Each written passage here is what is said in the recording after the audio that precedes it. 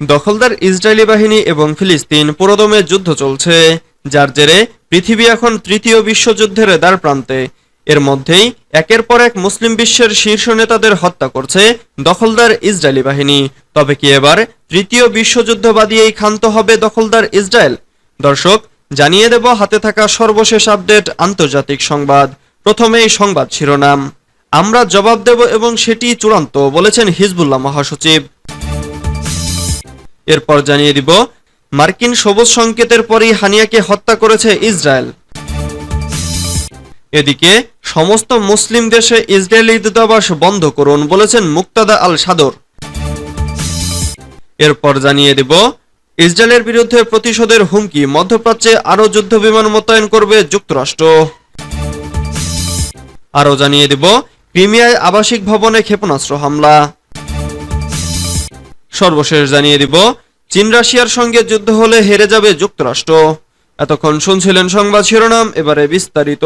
তবে অনুরোধ থাকবে ভিডিওটিতে একটি লাইক করবেন এবং কমেন্ট করে জানিয়ে দিবেন কোন জেলা থেকে আপনি আমাদের এই ভিডিওটি দেখছেন। আমরা জবাব দেব এবং সেটাই চূড়ান্ত, বলেছেন হিজবুল্লাহ মহাসচিব। লেবাননের ইসলামী প্রতিরোধ আন্দোলন হিজবুল্লাহর মহাসচিব সৈয়দ হাসান নাসরুল্লাহ বলেছেন, ফিলিস্তিনের ইসলামী প্রতিরোধ আন্দোলন হামাসের প্রধান ইসমাইল হানিয়া এবং হিজবুল্লাহর শীর্ষ সামরিক কমান্ডার ফুয়াদ শুকরকে হত্যার পর যুদ্ধ নতুন অধ্যায়ে পৌঁছেছে। গতকাল বৃহস্পতিবার ফুয়াদ শুকরের জানাজা ও দাফন অনুষ্ঠানের আগে দেয়া ভাষণে একথা বলেন হিজবুল্লাহ মহাসচিব। তিনি বলেন, এসব হত্যার মধ্য দিয়ে ইহুদিবাদী ইসরায়েল সমস্ত রেড লাইন অতিক্রম করেছে এবং তাদেরকে অবশ্যই গাজার সমর্থক সমস্ত ফ্রন্ট থেকে প্রতিশোধের মুখে পড়তে হবে। হিজবুল্লাহ মহাসচিব বলেন, বেশ কয়েকটি দেশ থেকে হিজবুল্লাহকে গুপ্ত হত্যার প্রতিশোধ না নিতে কিংবা সামান্য মাত্রায় হামলা চালাতে অনুরোধ জানানো হয়েছে, কিন্তু জবাব না দেয়া হিজবুল্লাহর জন্য অসম্ভব ব্যাপার। ইহুদিবাদী ইসরায়েলকে লক্ষ্য করে হিজবুল্লাহ মহাসচিব স্পষ্টভাবে বলেন, এই বিষয়ে কোনো আলোচনা নেই। আমাদেরও তোমাদের মধ্যে যে বিষয়টি আছে সেটি হচ্ছে কয়েকটি দিন, কয়েকটি রাত এবং যুদ্ধক্ষেত্র। মার্কিন সবুজ সংকেতের পরই হানিয়াকে হত্যা করেছে ইসরায়েল।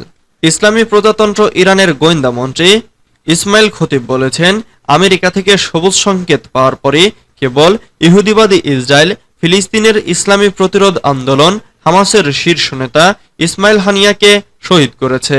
ইসমাইল হানিয়ার শাহাদাতের ঘটনায় পাঠানো শোক বার্তায় একথা বলেছেন ইরানের গোয়েন্দা মন্ত্রী। গত বুধবার তেহরানে অবস্থানকালে রাত 2টার দিকে ইসমাইল হানিয়া গুপ্ত হত্যার শিকার হন। ওই হামলায় তার একজন দেহরক্ষীও শহীদ হয়েছেন।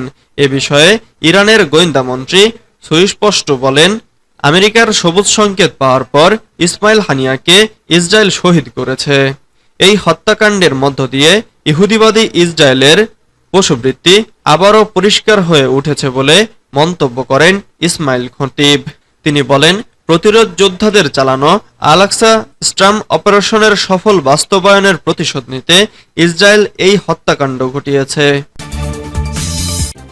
সমস্ত মুসলিম দেশ ইসরায়েলি দূতাবাস বন্ধ করুন, বলেছেন মুক্তাদা আল সাদর। ইরাকের প্রখ্যাত শিয়া আলেম মুক্তাদা আল সদর ইহুদিবাদী ইসরায়েলের দূতাবাস বন্ধ করে দেওয়ার জন্য আরব এবং মুসলিম দেশগুলোর প্রতি আহ্বান জানিয়েছেন।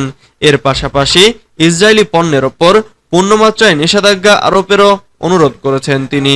গতকাল শুক্রবার সামাজিক যোগাযোগ মাধ্যম এক্স পেজে দেয়া এক পোস্টে মুক্তাদা আল সাদর বলেন, যেসব দেশ ইহুদিবাদী ইসরায়েলের সাথে সম্পর্ক স্বাভাবিক করেছে তাদের ব্যাপারে ইরাক সরকারের পরিষ্কার কূটনৈতিক অবস্থান গ্রহণ করা উচিত। তিনি আরো বলেন, নিপীড়ক ইসরায়েলের বিরুদ্ধে ব্যবস্থা নেয়ার জন্য আরব লীগ ও ইসলামী সহযোগিতা সংস্থা বা ওআইসির পক্ষ থেকে চূড়ান্ত প্রস্তাব পাশ করা উচিত, যেন জাতিসংঘ প্রয়োজনীয় ব্যবস্থা নিতে বাধ্য হয়।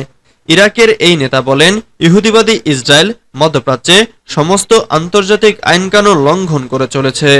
মুক্তাদা আল সাদর বলেন, যেসব দেশ ইসরায়েলি পণ্য বয়কট ও দূতাবাস বন্ধ করবে না তাদের বিরুদ্ধে ইরাকের সরকার ও সংসদের আন্তর্জাতিক পদক্ষেপ নেওয়া জরুরি। তিনি বলেন, বিশ্বের পূর্ব পশ্চিম সবখানে নিপীড়িত জনগণকে সমর্থন দেওয়া অপরিহার্য।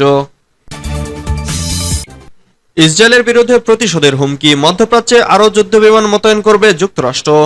ইরানের রাজধানী তেহরানে হামাসের রাজনৈতিক শাখার প্রধান ইসমাইল হানিয়াকে হত্যার পর মধ্যপ্রাচ্যে উত্তেজনা বিরাজ করছে, কারণ ইরান সহ প্রতিরোধ সংস্থাগুলো ইসরায়েলের বিরুদ্ধে প্রতিশোধের হুমকি দিয়েছে। এমন পরিস্থিতিতে পেন্টাগন জানিয়েছে, মধ্যপ্রাচ্য যুক্তরাষ্ট্র অতিরিক্ত যুদ্ধবিমান ও যুদ্ধজাহাজ মোতায়েন করবে। এদিকে কাতারে হানিয়াকে দাফন করার পর লেবানন, ইয়েমেন ও জর্ডানে শোক মিছিল হয়েছে। হানিয়াকে শ্রদ্ধা জানাতেই এই মিছিলের আয়োজন করা হয়। অন্যদিকে জাতিসংঘ জানিয়েছে, গত 7 অক্টোবরের পর ইসরায়েলি হামলায় অবরুদ্ধ গাজার 2/3 ভবন ক্ষতিগ্রস্ত অথবা ধ্বংস হয়ে গেছে। তাছাড়া দখলদার বাহিনীর হামলায় নিহত হয়েছেন 39,480 ফিলিস্তিনি, আহত হয়েছেন 91,128 জন। হতাহতের মধ্যে অধিকাংশই নারী ও শিশু। শুক্রবার 2 আগস্ট কাতারের সবচেয়ে বড় মসজিদ ইমাম মোহাম্মদ বিন আব্দুল ওয়াহাবে জানাজা শেষে লুসাইল রয়্যাল কবরস্থানে তার মরদেহ দাফন করা হয়। ক্রিমিয়ায় আবাসিক ভবনে ক্ষেপণাস্ত্র হামলা। রুশ নিয়ন্ত্রিত ক্রিমিয়ার সেভাস্তোপোলের একটি ভবনে ক্ষেপণাস্ত্র হামলা চালানো হয়েছে। এ আঘাত হানার পর বাসিন্দাদের সরিয়ে নেওয়া হচ্ছে। শুক্রবার এ তথ্য নিশ্চিত করেছেন সেভাস্তোপোলের রুশ নিযুক্ত গভর্নর। খবরে বলা হয়েছে, 9 তলা বিশিষ্ট আবাসিক ওই ভবনটিতে একটি এটিএএমসি ক্ষেপণাস্ত্রের ধ্বংসাবশেষ আঘাত হানে। এরপরই বিধ্বস্ত ভবনটি খালি করার সিদ্ধান্ত নেয় কর্তৃপক্ষ। বৃহস্পতিবার দিবাগত রাতে সেভাস্তোপোলে ব্যাপক হামলা হয়েছে। ক্ষেপণাস্ত্রগুলোকে প্রতিহত করেছে সেখানকার আকাশ প্রতিরক্ষা ব্যবস্থা। তবে এ ঘটনায় এখন পর্যন্ত কেউ হতাহত হয়নি বলে জানিয়েছেন গভর্নর মিখাইল রাজভোজায়েভ। বাসিন্দাদের সতর্ক থাকার নির্দেশ দিয়েছেন তিনি। চীন রাশিয়ার সঙ্গে যুদ্ধ হলে হেরে যাবে যুক্তরাষ্ট্র।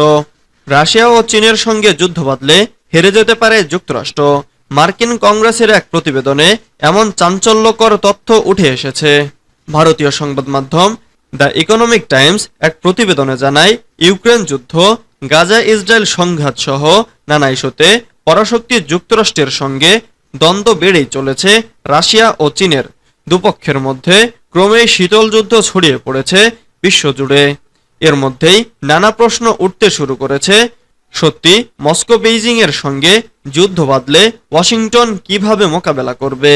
মার্কিন কংগ্রেস জানিয়েছে, রাশিয়া ও চীনের সঙ্গে যুক্তরাষ্ট্রের যুদ্ধ বাঁধলে বিপাকে পড়তে পারে যুক্তরাষ্ট্র।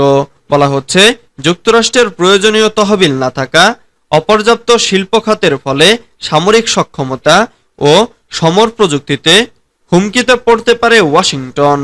চলতি সপ্তাহে প্রকাশিত 114টি পৃষ্ঠার নথিতে বলা হয়, 2022 সালে ইউক্রেন যুদ্ধ শুরুর আগে লেখা যুক্তরাষ্ট্রের জাতীয় প্রতিরক্ষা কৌশল অনেকটাই আধুনিক নয়।